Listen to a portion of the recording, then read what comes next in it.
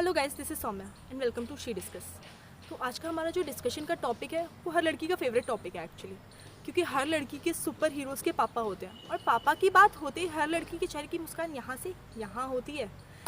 Even शाम को जब पापा घर पर आते हैं ना, तो वो बिल्कुल ऐसे बिना स्लीपर्स के ऐसे भागती हुई जाती है वो गेट खोलने के लिए।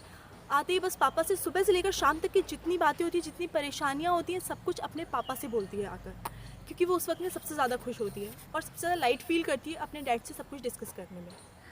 अब क्या होता है, उसको सबसे ज़्यादा पैम्पर करना एक पापा के बस की बात होती है, क्योंकि लड़की को समझना थोड़ा मुश्किल होता है, ऐसा सभी कहते हैं। तो अब पैम्परिंग के बाद बात आती है ज़िद की। एक जो विश लिस्ट लंबी सी होती है ना, वो एक डैड होते हैं जो पूरी कर सकते हैं हमेशा।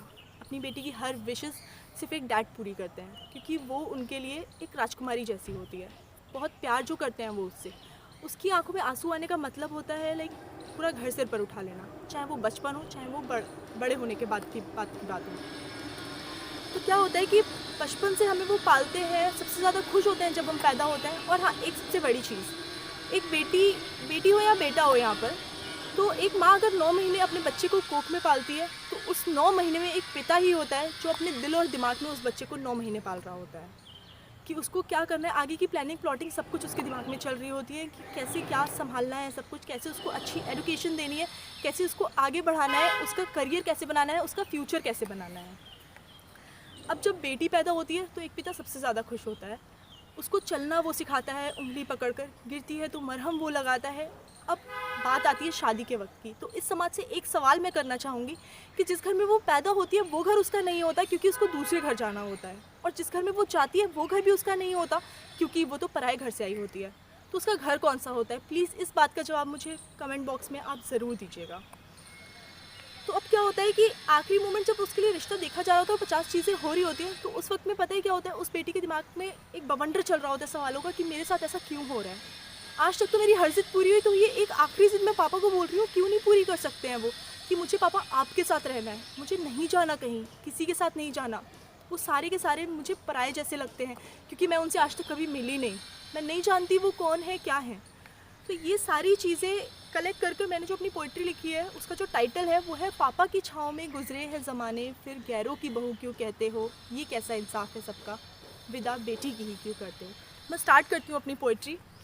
सो पापा की छाँव में गुजरे हैं ज़माने, फिर गैरों की बहू क्यों कहते हो, ये कैसा इंसाफ है सबका, विदा बेटी की ही क्यों करते हो, विदा बेटी की ही क्यों करते हो।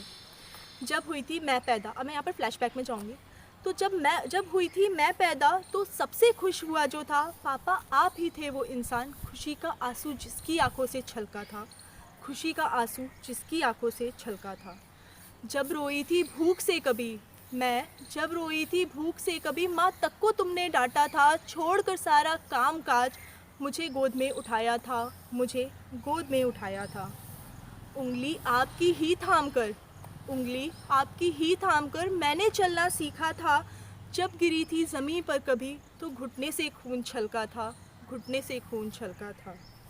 चीख कर ज़ोरों से रोई थी मैं, चीख कर ज़ोरों से रोई थी, सांस भी अटक रही थी मेरी, वो आप ही थे ना पापा जिसने पहला मरहम मुझे लगाया था, जिसने पहला मरहम मुझे लगाया था।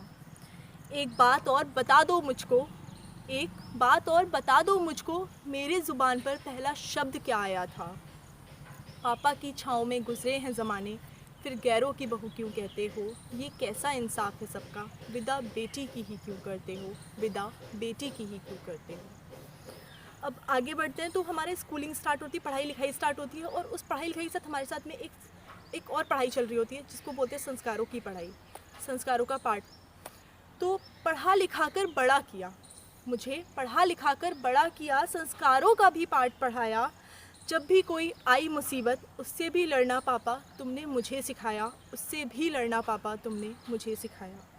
अब मेरे अपने ही घर से, अब मेरे अपने ही घर से मुझे विदा क्यों करना है, इतने सारे नए चेहरों में, यानी ये उस घर की बात हो रही है जहाँ वो हमें शादी करके भेजने वाले होते हैं। इतने सारे नए चेहरों में लगता नहीं मुझे कोई अपना है, लगता नहीं मुझे कोई अपना है। अब मैं उस ज़िद की बात करूँगी जो एक आखिरी ज़िद होती है, कि पापा बस एक ज़िद पूरी कर दो, पापा बस एक ज़िद पूरी कर दो, मुझे आपके साथ ही रहना है। सब कहते हैं मैं बहू हूँ उनकी, सब कहते हैं मैं बहू हूँ उनकी, पर मुझे तो आपकी बेटी रहना है, मुझे तो आपकी बेटी रहना है। कैसे मानूँ उस घर को, कैसे मानूँ उस घर को कि वो घर मेरा अपना है। पापा की छाँव में गुजरे हैं ज़माने, फिर गैरों की बहू क्यों कहते हो। ये कैसा इंसाफ है सबका, विदा बेटी की ही क्यों करते हो, विदा बेटी की ही क्यों करते हो। Thank you so much.